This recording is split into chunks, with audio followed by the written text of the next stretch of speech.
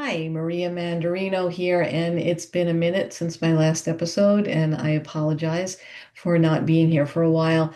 I've been working on getting the studio here set up the way I really need it to work.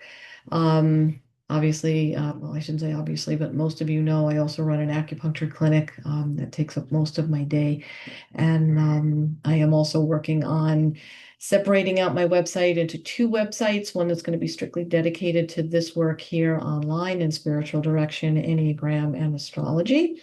And my other website's going to just be acupuncture. So you're going to see that separating out. We're not quite there yet, but should be before the end of the year and definitely by the new year if I don't make it by the end of this year. So look for that. The website, therootedmystic.com, same website address, but you're going to see the website's going to have a whole new look very shortly. If you would like to work with me, you can still schedule a discovery call on the existing website. The discovery call is a half hour. It's $25 that gets us applied to whatever type of work you decide to do with me. And whether that is spiritual direction, Enneagram, or astrology, we kind of decide that in the call. I kind of get to know you a little bit, get to know what your needs are, what you're looking to experience on your spiritual journey, and then we kind of taper things toward your needs. So I also have some new concepts coming up. There's going to be a membership for spiritual direction in 2026. So if you would like to do that, if you'd like to commit to that monthly, there's a way to save money to do that work with me on a regular basis. Um, and the Enneagram package, the typing process has been restructured a little bit. So if you're interested in any of that, we can talk about it on a call. So feel free to schedule that. What else do I have here for you? I'm pretty sure I covered all of that. So, all right. So today we're going to look at Diane Keaton's Enneagram. And of course, we know that in the Enneagram, the only person who can tell anybody what their Enneagram type is the person involved, right? So of course, we can't ask Diane Keaton. We lost her a few months ago. But she left behind an incredible body of work and quite a few interviews that you can watch about her. It's kind of revealing. We're going to look at some of that today. Then we're going to compare it against her chart. Very, very simple comparison, not a whole chart examination. Um, but we're going to see where the overlap is. So, everybody online, the consensus seems to be that she is a six-wing seven, and I would agree with that, just from observations and watching interviews and reading things about her. So the six being a loyal skeptic, and the seven being the adventurer. And so we're going to go into some of the qualities of both, and then we're going to look at her chart. So she is a Capricorn Sun, she's an Aquarian Moon, and she's a Scorpio ascendant. So we're going to see where the overlap is. So Diane Keaton was kind of thought of as a quirky, light, independent, highly intelligent, spontaneous person. Um, Her career remarkably spanned 6 decades, and she worked both on Broadway and in film. Um, so qualities that would go with type 6.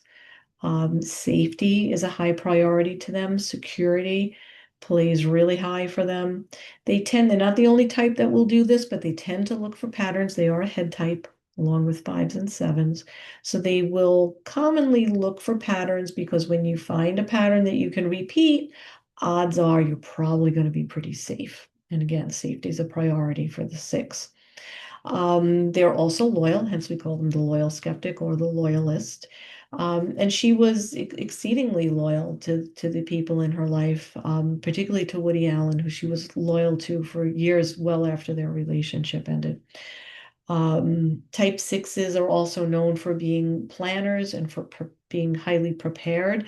And I would say, as an actor, you would probably have to assume that about her because she was just a remarkable actor. Um, Sixes are also prone to fear, though, and in their lowest expression, anxiety, worry. They can even become kind of neurotic around making decisions. And that's, I think she played that up, but she certainly came across as an anxious slash neurotic kind of person. I think she played up the neurotic when she got uncomfortable being interviewed. Um, I think that was her way of regaining control of the discussion. So it was kind of like this combination of humor, which is in the seven wing, and this kind of neurotic behavior, and she made it work for her.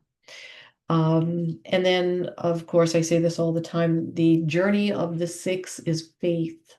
So why is that a thing?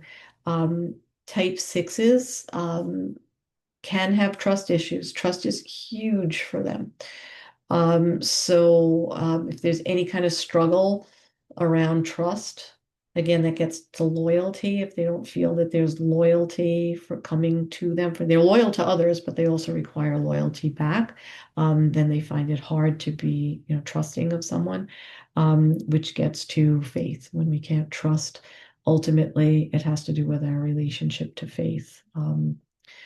So that's all, indicative of her six. And then we have the seven wing. Um, they're fun, right? They're optimistic. They can be quirky in being fun. They can be silly, lighthearted, um, creative. And they can use humor to manage situations that make them uncomfortable, which kind of gets to what I just said about how she managed interviews that made her uncomfortable. And they can be hard to settle down. They don't like to settle down. They don't like to have they don't like the risk of their freedom being taken away from them. Doesn't mean they won't settle down, but it means it takes some effort and some work. So, so again, her career spanned Broadway and film. She never did marry. She is said to have been involved with her leading men, including Al Pacino, Warren Beatty, and Woody Allen. Um, Her career spanned from drama to comedy, so she's highly versatile. Um, and that's kind of her reflection of the six, and then the seven being more innovative and quirky or unusual, creative. In 1968, her first role was on Broadway in the musical Hair, which was pretty innovative and outrageous for that time. Her first movie role was in The Godfather, where she played Kay, which was Michael Corleone's wife. Um, and that was said to be a breakthrough role for her. Um, she also cited Katharine Hepburn as her greatest inspiration in film. And, she was certainly, well, she was not a seven. She was certainly an innovative type of person. So that was her inspiration. And then an unusual thing that she did in her 50s, knowing that she was not going to marry at that point, she adopted two children and raised them. And in the spontaneous fun category, she inspired the Annie Hall look in her film, Annie Hall. So I'm going to move over to her chart now.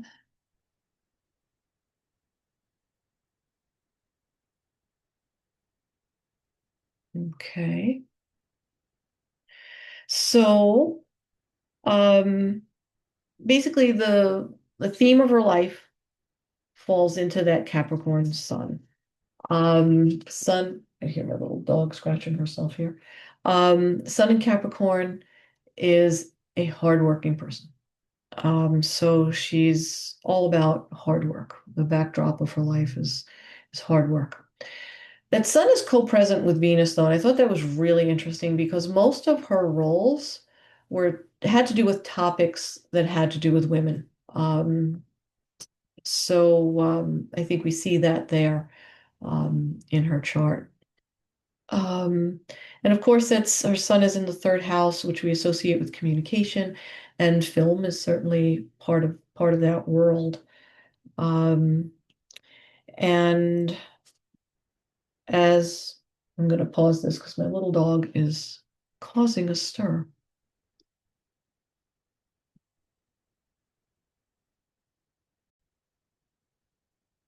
Okay, let's get that screen share back up now that the pup is relieved. Screen share. Okay, so we're going to move along to Diane Keaton's rising sign, which is Scorpio. And so we think of Scorpios as being highly intuitive. Um, Safety is important to them. They're deep people, and there's also the potential for trust issues that have to do with needing to be, needing to feel safe and secure. Um, so let's look at that. Okay. So we have the ruler, her ascendant ruler is in the ninth house, which I think this is kind of interesting. Um, Mars. And Mars is debilitated in Cancer, which is where Mars is in that ninth house, which speaks potentially to relationships, particularly with the Aquarius moon in the fourth house squaring her seventh house of relationships. I would say it's pretty clear, and with Saturn there within 5 degrees of Mars in the ninth house. Um, More so because of that moon squaring the seventh. Um, Relationships were probably challenging, uncomfortable. So I think that's kind of interesting there. And then we have the moon in Aquarius, which I think speaks to so much of her personality. So this is kind of where it becomes the backdrop of her life, the moon in Aquarius. Um, we think of Aquarius as the unusual, the innovative, the spontaneous, the quirky, also the intellectual. And that's kind of like where her world plays out. And again, all of that squaring the seventh house of relationships, um, which to me is her seven wing that it doesn't really want to have, it doesn't want to be limited, doesn't want to risk losing her freedom. Also a Aquarius is highly intellectual sign, likes to go deep with people intellectually, but does not want to be limited. Not that Aquarians will not settle down. If you're an Aquarian, don't get upset with me. That's not what I'm saying. But I'm saying it comes with a level of deliberateness when that does happen. Um, excuse me. So, so there you have it. Just a very light overview of Diane Keaton's chart and how it relates to her Enneagram.